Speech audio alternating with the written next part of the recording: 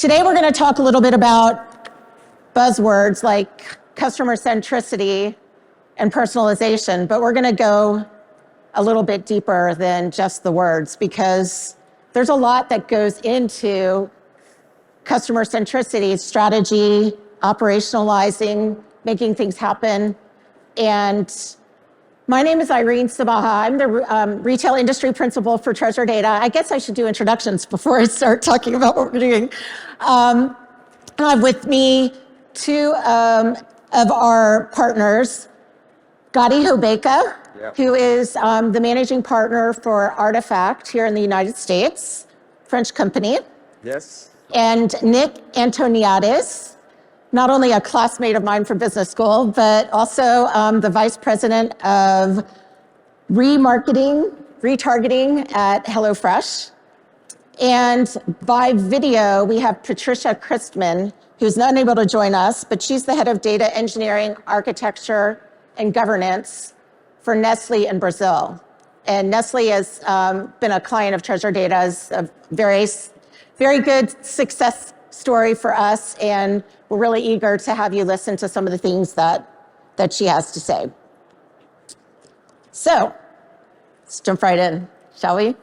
Let's do it. All right. Before I let these gentlemen speak, we're going to have actually let Patricia talk a little bit about what she thinks customer centricity is. I'm going to kick it off with the video.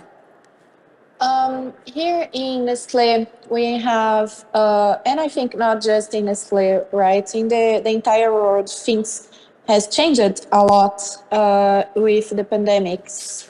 And we started to understand how we should communicate with our customers and our clients in another level of personalization. So when I think about customer-centric, basically, I think about the evolution that we had to work on, to be able to talk with the individuals and not to groups of people anymore. So this is everything about customer-centric for me now. For me, it's about how we can evolve our communication with our consumers and understand their individual needs. So Gadi, she talks a lot about going from segments to individuals. What do you think customer centricity is? Listen, I love the way she's framed it, and especially coming from a brand like Nestle that historically didn't have to engage as much directly with consumers. So it's the proof that things are changing. To me, customer centricity, I think, is when an enterprise is able to reconcile three things. First thing is relevance. Is what the company is trying to tell you, does it make sense, right? First thing, number one. Second thing is consistency. How often, over time, how often across channels is the enterprise or the organization being able to deliver relevant messaging? And third, I think the whole point is it should bring a benefit, right? It should bring value. It should deliver something that's making the life of the consumer easier, that's boosting their ego, that's helping express their personality, that's just helping them convert easily or get whatever they're needing. But I think it's the ability to tailor all these products and services in those three ways, to me, that define customer centricity. Yeah, it's kind of making sure you get the right product to the right customer on the right channel at the right time. It's like the slam dunk, right? That's it. Nick? Yeah, to me, I agree with what my colleagues here are saying. I think customer centricity is more holistic to the company, is when a company's strategies, processes, values, operations, they're all geared and designed to address the underlying customer needs of their own customers, whether known or unknown. It's not about turning inventory or how much do we sell at IMU. It's really about addressing the underlying needs that the customer has through the right product, through the right communication, through the right channel. Yeah. So we all know inflation is a really big problem and it's a great challenge for retailers. And everyone's talking about efficiency, efficiency, efficiency. So help me with the link between customer centricity and ROI so that retailers know that having a good strategy for customer centricity is critical to staying profitable in such challenging times. Yeah, I'll actually take the approach from the trenches. All else being equal, having any personalized components on any part of a journey will almost always lead to either higher conversion or high probability of conversion at a high value. You can see it on personalized components on emails that drive higher click-through rate. You can see it on personalized components on the website that drive lower funnel abandonment. In general, having personalized components will always improve that campaign's or that journey's KPIs.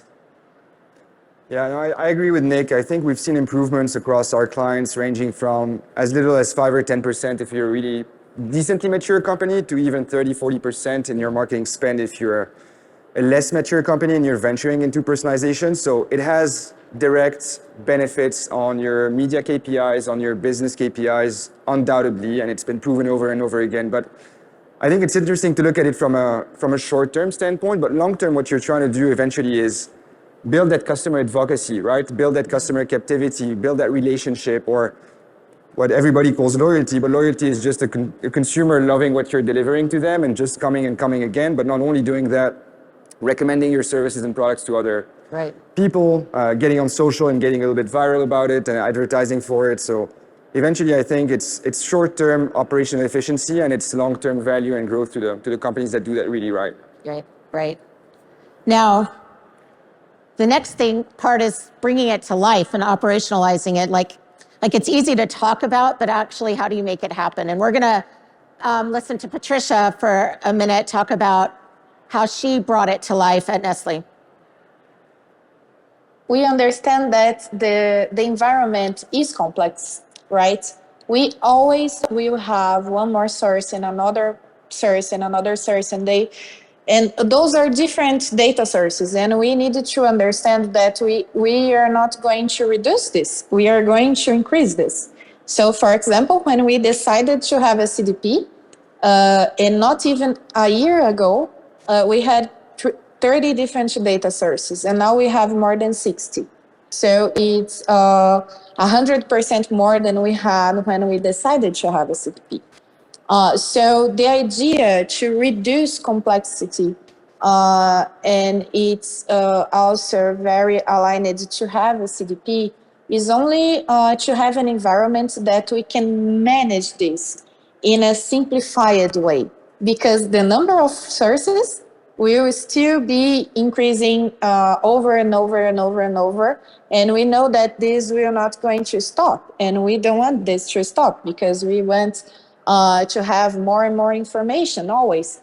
The idea is just how can we simplify, not just acquiring this information, but also simplify how we use this, how we can give this information to people who can make the correct analysis, to people who will be able to use that to really change the numbers here inside of Nestle, to people who will decide the better strategy for each brand. So the idea is to simplify how to use it and not to acquire this. And this is also very aligned to the idea to have a CDP. So Patricia talks about having a CDP to simplify. We do know that the average retail organization has somewhere along the lines of 175 applications and multiple sources of first-party data. So when you think about operationalizing this personalization strategy, what do you think? So listen, I think Patricia is right in many ways. The complexity of sources, platforms, channels is a problem per se, no doubt about it. And more than that, it's very diversified and fragmented in the way they operate, and the way the data is exchanged, and in the way you can segment, and the way you can measure, and it's becoming more and more complicated. But if you take that complexity and layer over that another complexity, which is often overlooked or not addressed as much, which is the organizational complexity within organizations, right? You have different departments dealing with their own data and their own channels, working with a set of different partners and agencies. And when you try to bring consistency and harmonization over that, it's complicated, right? The transversal aspect of it is hard. Personalizing in one single channel, still a challenge, but mostly doable. But it's the aggregation of those channels that just, in my opinion, makes it really, really, really hard. Yeah. Yeah, I also agree, especially on the cross-channel and the consistency of the messaging and the consistency of the personalization is challenging, especially with the more fragmentation, not just on the technology, but also the channels. We have new channels constantly coming up. In addition to all of these challenges, unfortunately, as time goes on, we've all seen it, the ability to actually collect data is becoming more and more challenging through privacy laws, through people's unwillingness to actually provide you your data. Correct. And there, of course, there's a long history of bad cases of data being abused. So getting people to actually provide you that data starts the challenge, which then gets escalated even further by actually how do you then bring them all together into a coherent, consistent message. So you dovetailed beautifully into the next question, which is around privacy, right? Because we talk so much about personalization, and there's this great irony that customers really want you to know who they are, but they really don't want to give up their information. So what do we do? Like, what's the trust and privacy challenge? And Patricia, I think, is, we're going to queue up Patricia on privacy. So this was a value that we had since the beginning. So to be able to really achieve what we needed, one thing that we had in our minds, it was like, we have to respect LGPD.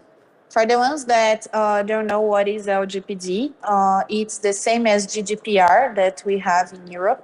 So we have to respect a lot of laws and a lot of rules to guarantee the security of the data of our consumers. And this was part of the idea to have a CDP as well. Because see, I'm here to sell chocolates. I'm here to sell coffee. I am not here to build a CDP from scratch. I think there is plenty people that know how to do it, but this is not the core here, right, in Nestlé. So the idea to have a CDP, it was to, first of everything, guarantee the security of the data of the people that we are working with, like the security of the security of our the information of our consumers are the most important thing that we have here. And this was the idea, to have a platform that has this like automatized, because the rules change all the time and we need someone to manage that for us. Yeah, so not only people want their data safe, but companies want to make sure they're in compliance, right? Gadi, what would you add to what Patricia had to say? Listen, I think it's a trend for sure. Started in Europe years ago, has expanded its to China, to Asia, to Latin America, but even in the US, you must be aware in this room that this year 4 states are going to join California into enforcing consumer privacy laws, right? So it's becoming more and more of a thing. It's becoming more of a thing, I guess, for 2 reasons. One is we're serving now customers that are a little bit more aware of their data and how it's being collected and how it's being utilized. So I'm talking about obviously millennials, but I'm also talking about Gen Zs. And these people have higher expectations, or at least higher concerns when it comes to their privacy. So companies need to understand that, and the regulator is understanding that for sure and trying to act upon it. But second, I also think that some companies are probably going a little bit too far. I'm an advocate of personalization, don't get me wrong. I think many companies do that right, and it makes my life easier in many occasions. But sometimes too much is just too much, right? Yeah. How many of you have had a conversation with friends at a dinner, just talking about things and telling stories and brainstorming, and the next day you get like, you're being retargeting on every possible platform with just like the content of your conversation of the night before, and this is probably like overstepping a little bit too much. So there's probably a boundary or a limit that people need to be conscious of. But security for sure, and then what to do with the data is just another conversation. We were having a conversation at dinner last night about how that line between personalization and creepy it's a fine line, right? And what complicates that fine line is it's different for you than it is for me. So how do we respect that and know enough about who our customers are to make sure that we're being super respectful of that? Do you have anything to add? As far as the privacy is concerned, I think Patricia was very clear on the trust element. You have to communicate the fact that your data is secure with the company. And what you mentioned already, which is, but then again, why should they give it to you? So you have to have a value proposition besides the trust to actually say, yes, I'm willing to give it to you because there is some value to it for me as a consumer. Yep. So if a company is just getting started on this data journey for how to leverage the millions of points of data, billions points of data around their customers that are coming in, what advice would you give them? So listen, I think at the very, very beginning, at the basis or as a prerequisite, you need to sort all of the technical issues, and you have at least to have a solution for that. And CDPs are a great tool to do that on a number of fronts, including customer data, but even beyond. But solving technology is hard, but it's not the hardest, I would say. The hardest is you have to think about the ways your company is operating, right? The ways of working, the cooperation between departments, the orchestration of your customer campaigns, and how to, again, bring a little bit of more consistency and coordination across all of these. So it touches more than technology, it touches more than data, it touches more than compliance. It's a business project per se. It's even sometimes an organizational project per se. And so the one piece of advice I often give my clients is, I tell them that sometimes I find too often that two critical pieces of their consumer experiences are outsourced, right?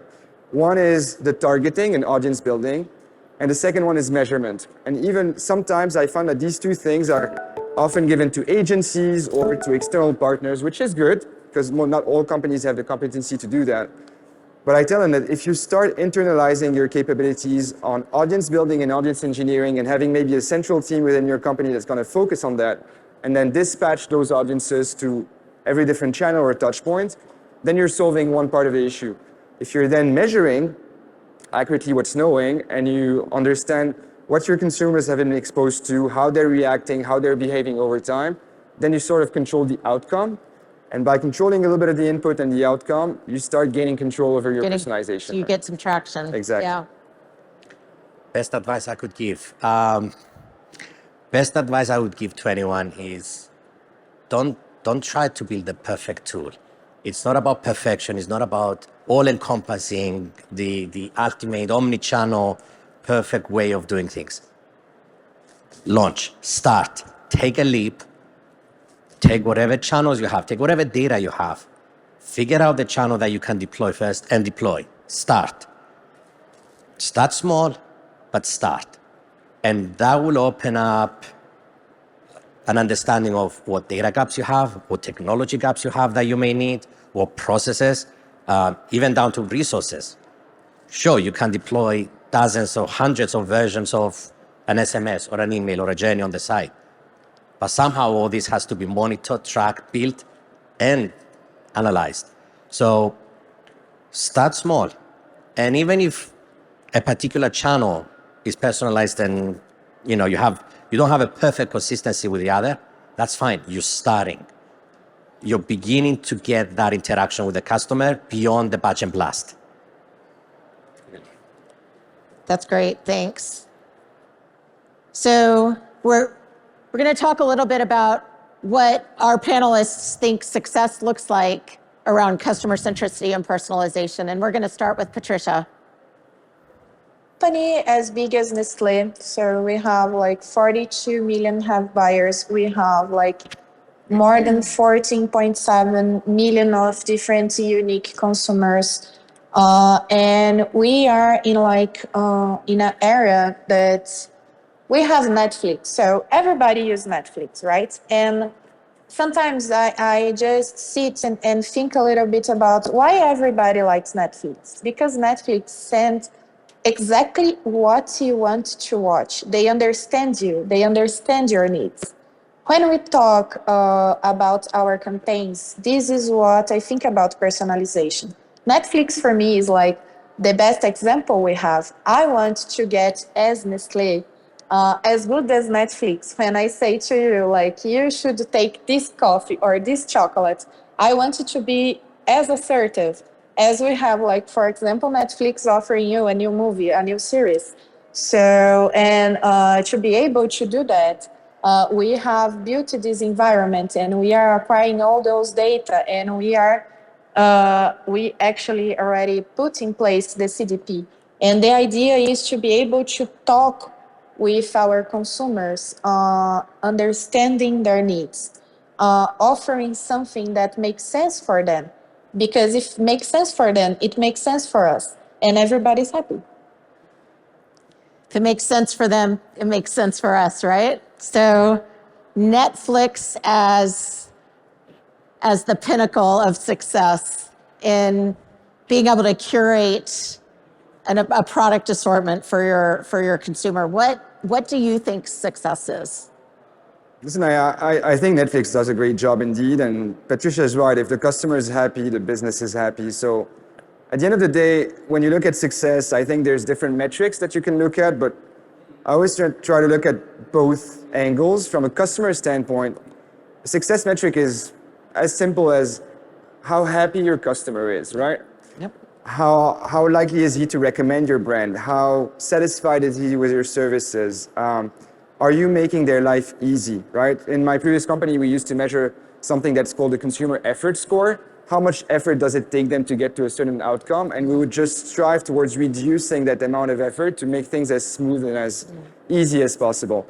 And on the business side, if you do that well, again, there's no reason why you shouldn't grow faster than your competitor, take market share, be more profitable, run operations and business in a cheaper way, because basically the level of organic growth, the level of peer-to-peer recommendation, of word of mouth, all of these are supposed to be on the increase when you're doing a great job delivering great customer experiences.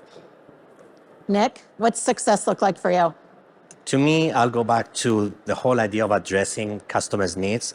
It's not only addressing their needs, but also going beyond that and actually creating entirely new needs and addressing them.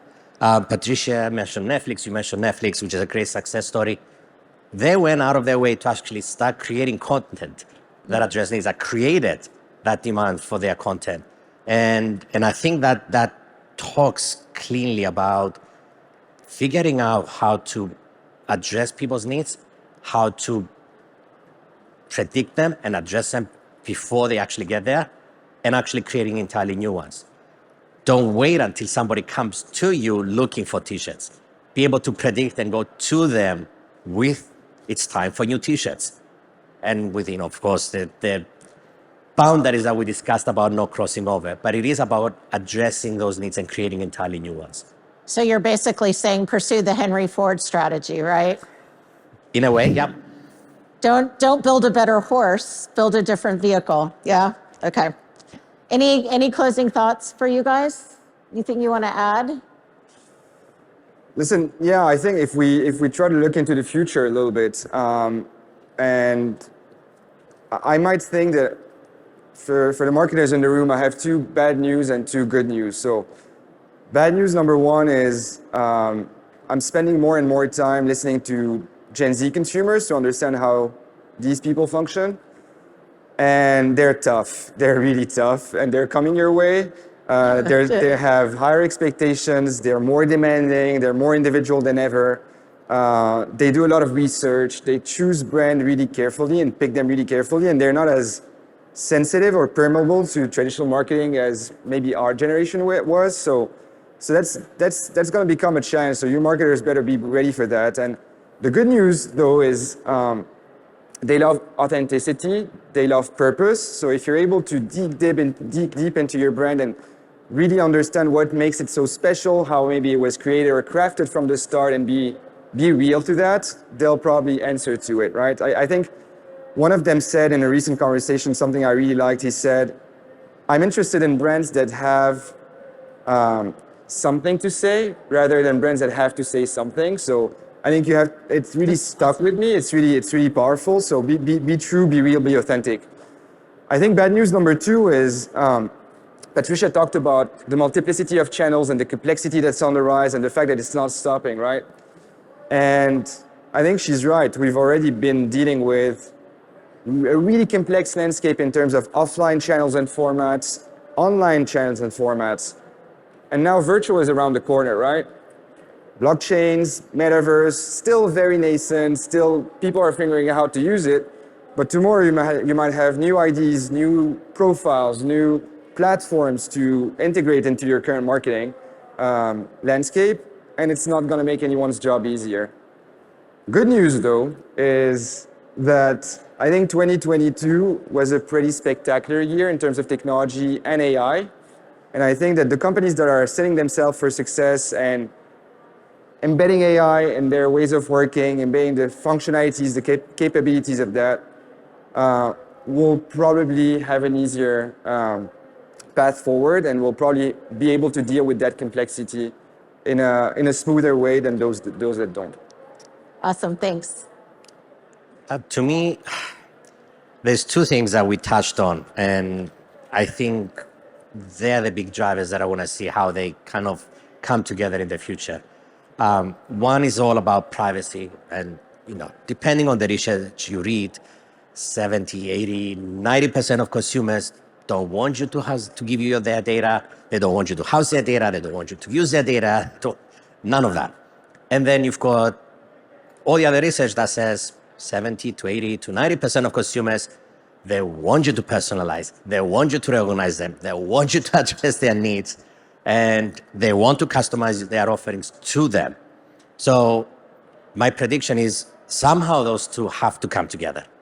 Somewhere along the way, the value proposition has to be there and the trust has to be there for people to share the data, and the technology, the capabilities, and the tools have to be there to actually use that data through a CDP, through the proper deployment strategies, to actually serve that customized, personalized, customer-centric experience to customers.